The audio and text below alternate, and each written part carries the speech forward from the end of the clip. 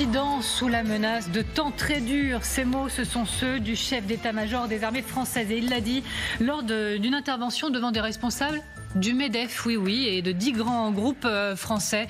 Regardez ces mots, il faut se préparer à des temps assez durs, sinon très durs pour l'Occident, alors que se renforce la récusation du modèle occidental. Pour en parler, Xavier de Giacomoni nous a rejoint. Merci beaucoup d'être avec nous.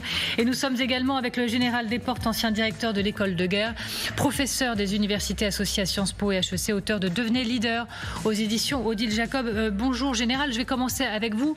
Est-ce que vous êtes d'accord sur le fond avec le chef d'état-major des armées? Nous devons nous préparer à des temps très durs. Alors je suis d'accord non seulement sur le fond, mais sur la forme. Il est clair que nous allons vers un monde de plus en plus dangereux pour un certain nombre de raisons.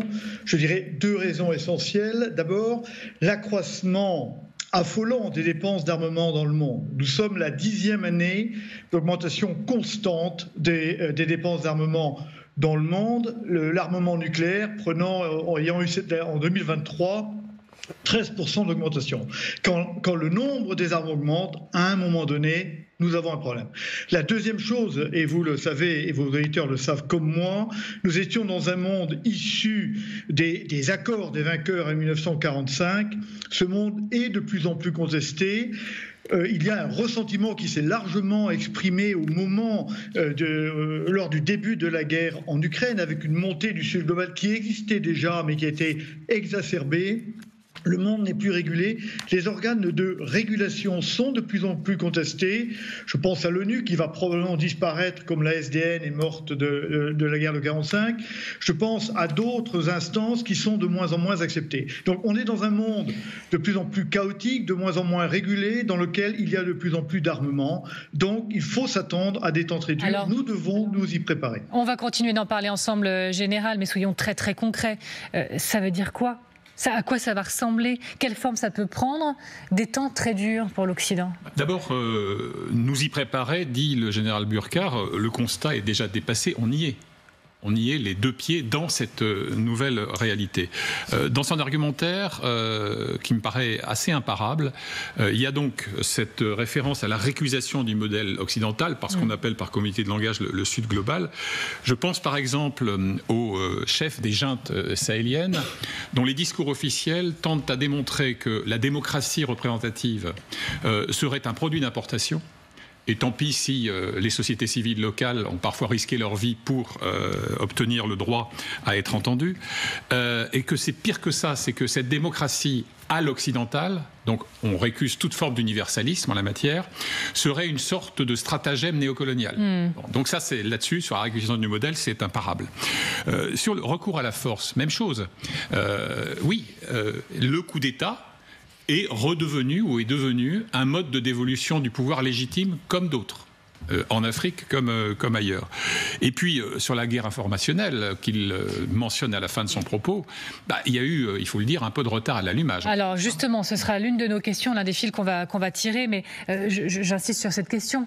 Ok, très bien, dire que ça va être très dur. Très dur, comment? Il veut dire quoi derrière ça, derrière les mots? Dire qu'on va tous entrer en guerre, qu'une partie du monde va entrer ça va être 2 blocs. Comment vous imaginez ce très dur? Il faut bien comprendre, c'est que le chef d'état-major des armées françaises dit cela depuis plusieurs années déjà, et même avant le début de la guerre d'invasion de la Russie contre l'Ukraine. C'est quelque chose qui est théorisé au sein de l'état-major. Pour Thierry Burkhardt, en fait, il nous dit que la guerre que mène la Russie à l'Occident, ça veut dire que grosso modo, on peut concevoir aujourd'hui cette guerre, elle est totalement globale. Elle est une guerre d'invasion en Ukraine.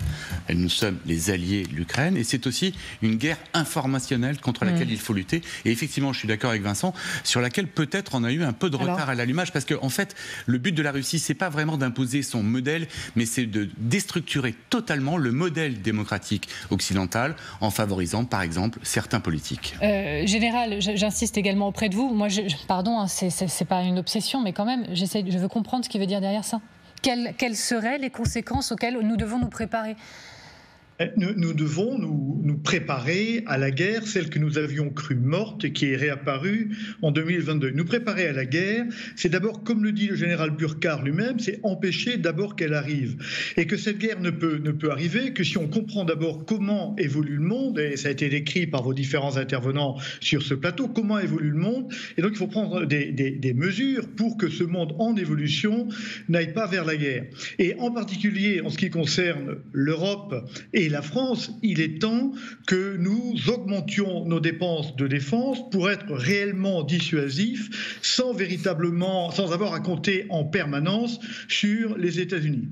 Donc il faut prendre des mesures immédiates, des mesures importantes pour que ce chaos ne débouche pas sur la guerre.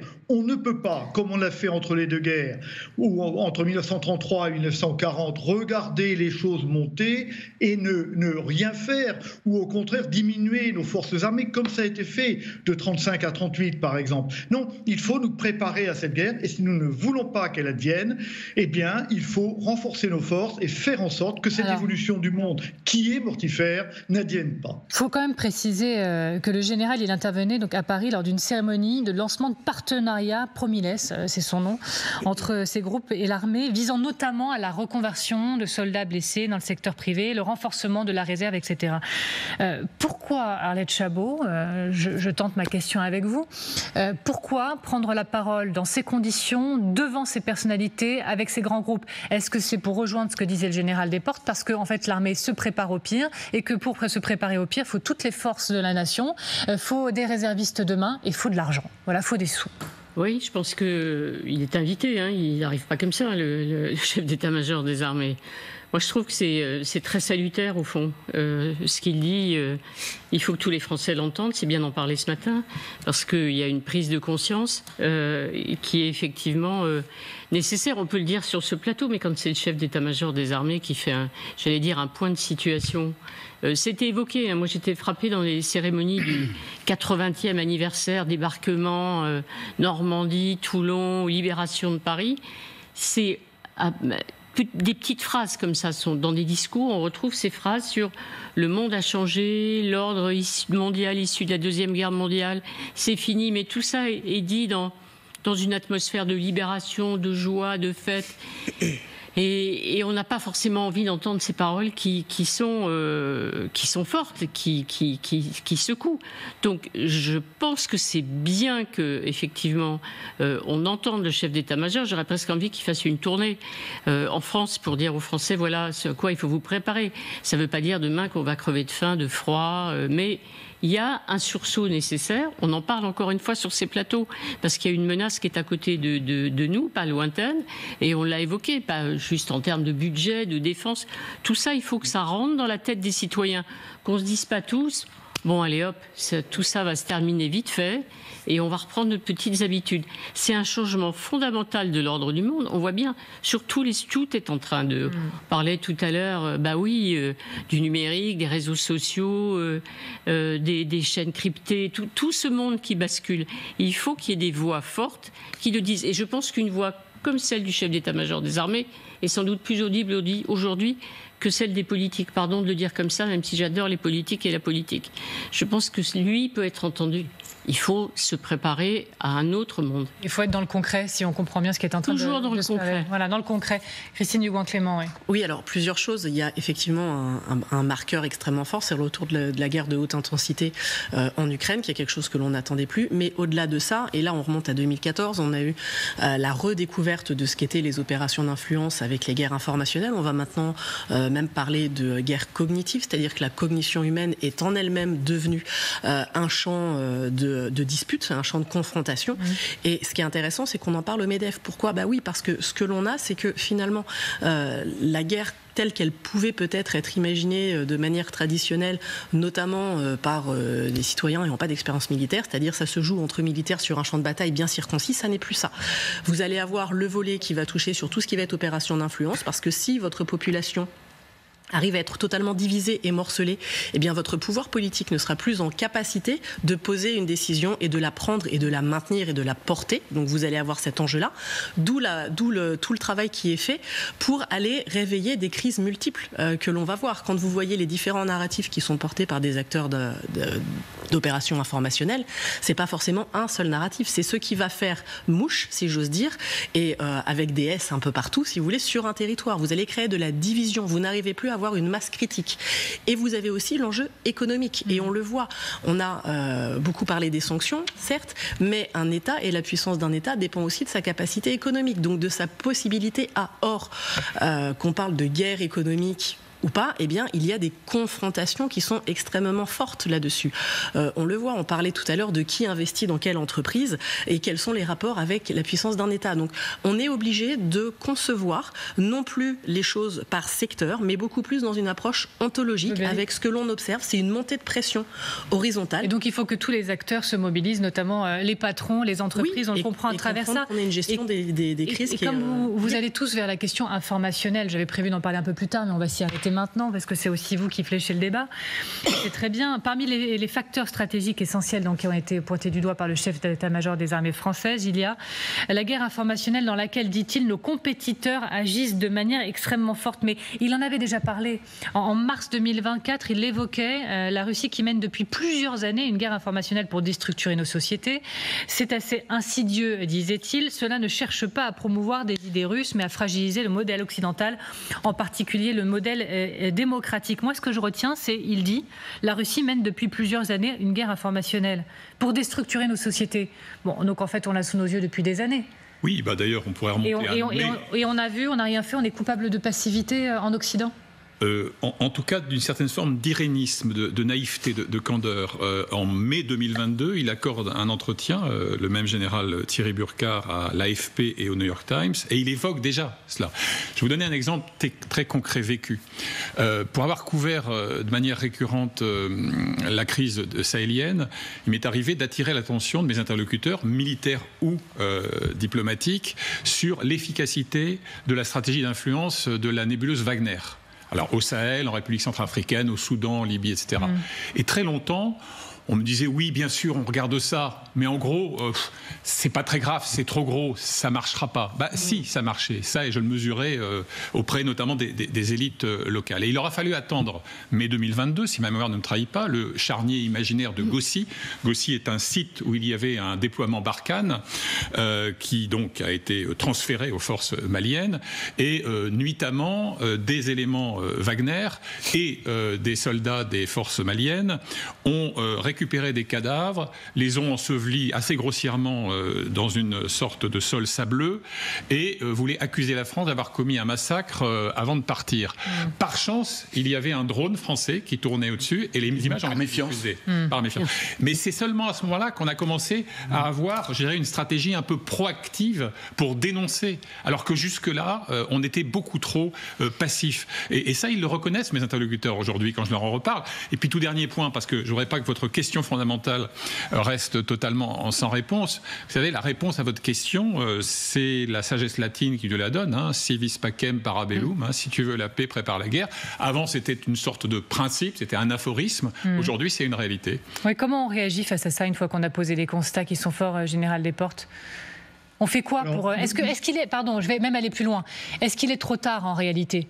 Est-ce que la machine, elle est allée trop loin dans la haine, peut-être même la colère de l'Occident, la volonté de détruire son modèle pour aujourd'hui s'en prémunir et inverser la tendance ? Alors, je ne le crois pas, il ne faut surtout pas le croire. Je crois qu'il est encore temps de faire quelque chose, à condition effectivement qu'on se rende compte de ce qui menace nos sociétés, qui ont été fortement divisées, qui sont de plus en plus individualistes, dans lesquelles on a du mal à faire nation. On voit bien que le problème de notre modèle, bon, c'est qu'il est rejeté par les 2/3 de l'humanité, mais c'est qu'au fond, il produit de la force, de la démocratie, mais il produit de la faiblesse. Et donc, il va falloir arriver à concilier la démocratie que nous devons défendre et en même temps le fait d'être capable de faire nation, de défendre nos valeurs, de rejeter à la fois l'universalisme qui nous fait paraître comme conquérant et en puissance dans le monde, mais rejeter également tout ce qui est en train de détruire nos sociétés à l'intérieur et en particulier le nihilisme des valeurs qui est le fait aujourd'hui de beaucoup de nos élites. On voit donc que bien sûr, la guerre n'est pas perdue. Bien sûr, elle n'est pas perdue. Mais enfin, il faut s'en rendre compte tout de suite et faire quelque chose. La difficulté, vous le savez, c'est que la politique est éminemment d'abord politicienne et qu'on a le plus grand mal à faire comprendre, à faire entendre des messages qui dépassent l'intérêt absolument immédiat des Français. Regardez le mal qu'a eu le président Macron pour faire comprendre qu'il fallait véritablement que la France, que l'Europe change de position dans la guerre en Ukraine. Il y est arrivé un peu. Hélas, maintenant, il a disparu de l'Europe, le président Macron, ce qui est bien dommage. Mais c'était extrêmement compliqué. Et son discours fort a été rejeté parce qu'il dérangeait. C'est pour ça que le général Burqa a raison. Oui, il faut déranger. Oui, il faut mettre les pieds dans le plat. Il dit cette phrase, on entre résolument dans une nouvelle ère. Un Occident qui est contesté, une fragmentation de l'ordre international extrêmement forte. On entre résolument. Enfin, en gros, quand on l'entend, Arlette Chabot, on n'a pas l'impression qu'un retour en arrière soit possible, quoi. C'est comme ça. Et en fait, il faut juste maintenant urgemment, on apprenne à vivre avec, à faire avec, enfin vivre avec. Je pense qu'il a raison, ouais. Résolument, c'est-à-dire que c'est un fait. On est dans une nouvelle situation.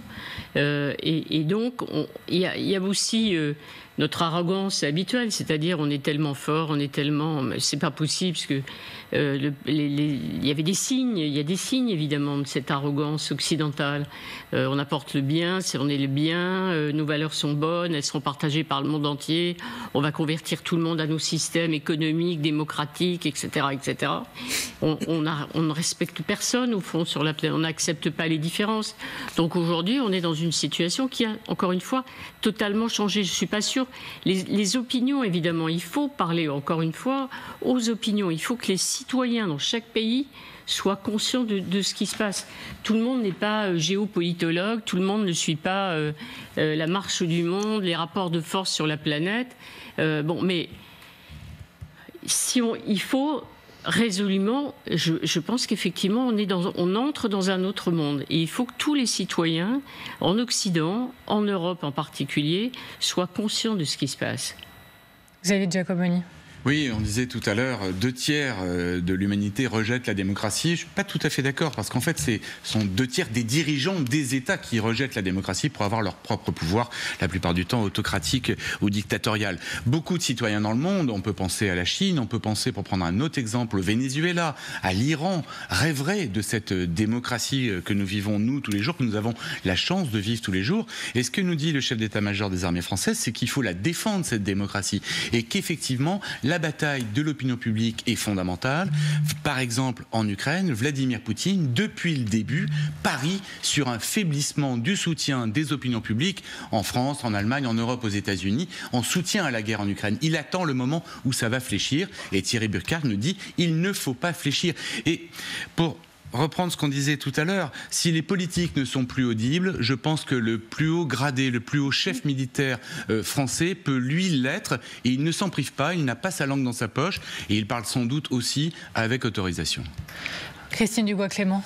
Oui, alors pour revenir là-dessus, c'est un constat qui est, on ne peut que le faire. Et à un moment, il faut être réaliste et pragmatique, surtout si on veut s'adapter. Le but n'est pas de partir d'une situation qui serait illusoire, fantasmée, désirée, ou voire de la pensée magique ou de la pensée positive, mais de là où on en est. On voit bien qu'on a ces montées de tension. Et ce que l'on a pu voir aussi, si on remonte depuis le début de l'invasion ukrainienne, parce que le gros révélateur, ça a été Cambridge Analytica, sur les actions, sur les influences et les ingérences sur les élections américaines. Je pense qu'au niveau de l'opinion publique, ça a été le premier grand choc qui a permis une prise de conscience.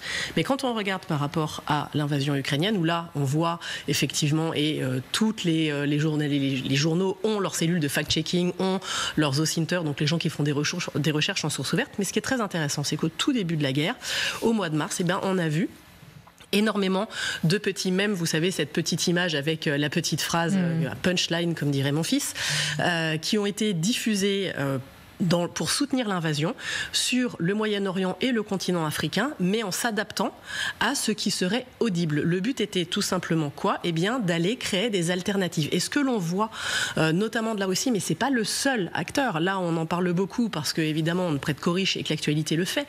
Mais il y a d'autres compétiteurs qui vont travailler de manière peut-être un petit peu moins directe. Rappelez-vous de la crise du Covid, par exemple. Rappelez-vous des différentes opérations. Je vous renverrai à Infection 2.0 et au rapport qui a été fait par l'IRSEM.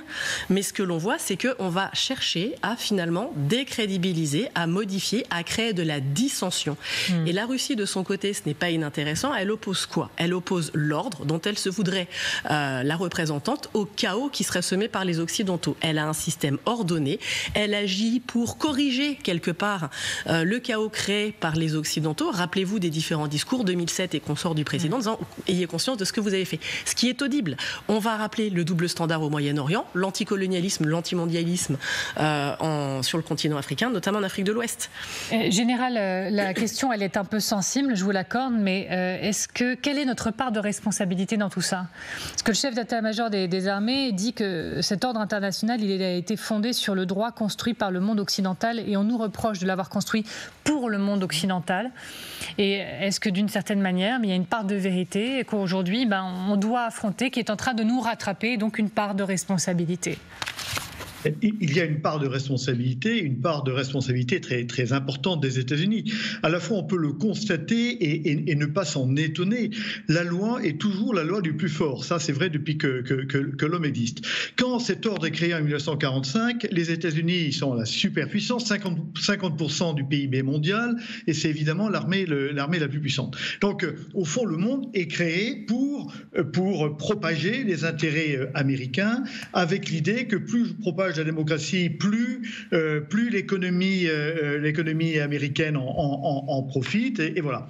Donc on ne le fait pas pour les autres, c'est pas fait pour les autres, c'est fait malgré évidemment pas la tentation, mais la réelle volonté des États-Unis de proposer un certain nombre de valeurs qui les forgent. Et donc, évidemment, nous portons une part importante de responsabilité, et cette part, c'est de ne pas avoir voulu écouter les autres. Ce que disait Arlet Chabot tout à l'heure est parfaitement vrai, c'est-à-dire qu'il faut bien comprendre que oui, nous allons vers un monde nouveau, et ce monde nouveau, nous pourrons vivre dans ce monde si nous respectons, si nous entendons les autres, et si nous comprenons que d'autres peuvent vivre avec d'autres valeurs, d'autres systèmes économiques. Ceci est important. Accepter les autres. Et pardonnez-moi de vous couper, mais en fait le temps file et j'avais une question que je voulais vous poser et j'en suis navrée, c'est un peu brutal, mais en mars dernier, toujours le même général Burkhardt invitait les Européens à prendre des risques pour leur sécurité. Face à tout ça, prendre des risques pour nous, ça veut dire quoi ? Alors prendre des risques, en tout cas, c'est faire en sorte qu'en aucun cas, la Russie n'ait le sentiment de sortir vainqueur de la guerre en Ukraine et faire en sorte que le modèle russe qui aurait gagné la guerre ne devienne pas le modèle de chacun. C'est-à-dire que le monde n'ait pas le sentiment que nous sommes bien revenus au monde historique de régulation du monde, c'est-à-dire à la règle de la force. Ce qui est important, c'est de faire en sorte que nous sortions de cette guerre en cours en ayant renforcé l'idée que ce qui compte, ce n'est pas l'unilatéralisme et la force, mais c'est bien le multilatéralisme et le respect du droit. Une petite conclusion rapide. Rapidement, responsabilité des Américains, certes, je me souviens par exemple des épisodes navrants en Irak, lorsque le fameux Paul Bremer jouait les proconsuls impérieux à Bagdad, j'en avais été le témoin. Mais la France, elle aussi, a sa part de responsabilité. La manière dont nous avons tenté de liquider nos arriérés coloniaux a été désolante. Et elle a conforté ce discours de néocolonialisme récurrent. Pour le reste, et je m'arrêterai là, la bataille à court terme est perdue. C'est-à-dire que la viralité toxique des réseaux est telle que vous pourriez objecter d'une manière factuellement irréprochable pour démonter, déconstruire toutes ces infox, trop tard. Le mal est fait. Donc ça ne peut résulter que d'un effort de très très longue haleine.